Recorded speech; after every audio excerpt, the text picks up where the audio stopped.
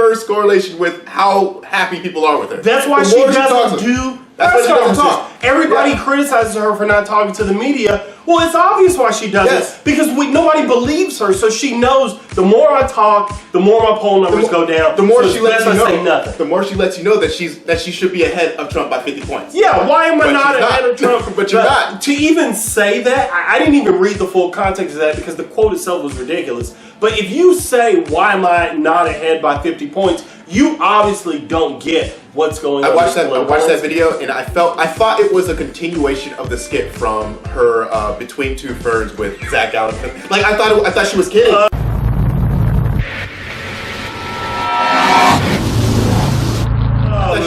But no, it was a conference it was a message to the unions that Trump is going to be anti-union. He's going to be a union buster. But of course, why did you nominate Tim Kaine as your VP? Because he's a union buster.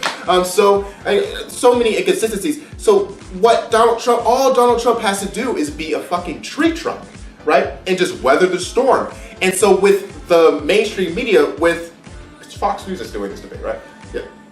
Yeah, I think so. I can't remember where it's going to be. Them not being the truth squad in this conversation, that just holds Donald Trump to have absolutely no accountability in the conversation whatsoever. So the more he talks, he gets to emanate that sort of personable, natural, authentic personality that he has. Authentic looking, yes. Authentic looking personality that he has. Whereas Hillary Clinton, in contrast, continues to look as inauthentic, platonic, and superficial as possible, placating her base with simple lip service while her actions completely contradict what she's saying to her. By the way, Between Two Ferns, there's a part where you gotta watch it. Zach Galifianakis says to her, "Hey, can I respond to you after the interview's over? Yeah. What's the best way to reach you? By email?" And and she just looks at him like, "I can't believe you went there." That was pretty amazing. So yeah, everything you said is right. Like, I just don't see her knowing how to pivot in a way that's honest, and she's gonna get asked tough questions. The issue isn't whether she can handle tough questions. She handled 11 hours of Benghazi. The real issue is, does she know how to handle this kind of candidate in Donald Trump? And the analogy that I've used before is, this is like a wrestling match, except this is a boring technician that will low blow you behind the ref's back in Hillary Clinton versus Ric Flair, who will also low blow you when the ref's not looking. But you'll remember Ric Flair. But you remember Ric Flair. He's the guy that just grabs attention, and you love him, you hate him, but you are not in the middle. And that's why I think she's going to struggle, because Trump is playing with house money. He was not expected to get this far. And let me just add one more thing.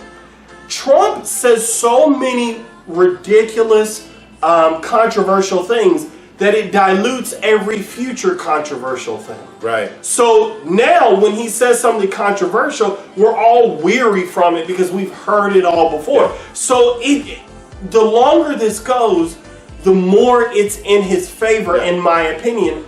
And she's playing prevent defense, all these sports analogies. And when you play prevent defense, you're not trying to win, you're just trying to keep from losing. Honestly, when y'all watch this after the debate is over, you're going to come back and I think you're going to realize that we were right. And the drums sounding for saying that Bernie Sanders was the better candidate. Oh my God. And Bernie Sanders, if he had been given a fair shot, would be trouncing Trump right now by double digits. You're going to hear that more and more and more. And I'm telling y'all now, listen, if Trump wins, I'm going to tell every one of you that you were wrong about Bernie Sanders. As long as Donald Trump manages not to sound overly militaristic, overly offensive, and as long as he avoids all questions whatsoever towards his stop and frisk comments, because that is going to be bad. If they mention the stop and frisk comments, I think, especially with a lot of emphasis being on the black vote right now, you're going to see a lot of liberals say, yeah, we got to stop that guy.